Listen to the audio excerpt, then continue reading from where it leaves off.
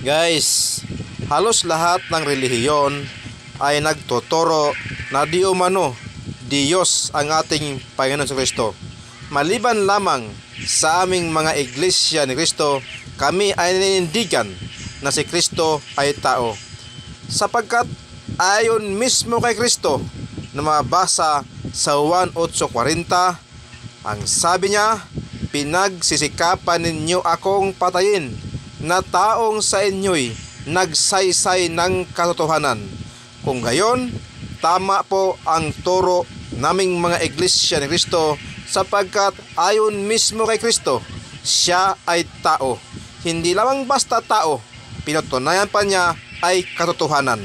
Kung gayon, ang mga relihiyong nagtuturo na di umano ay Diyos ang ating Panginoon Kristo, yun po ay walang katotohanan. Sapagkat ang katotohanan itinuturo ni Kristo, siya ay tao.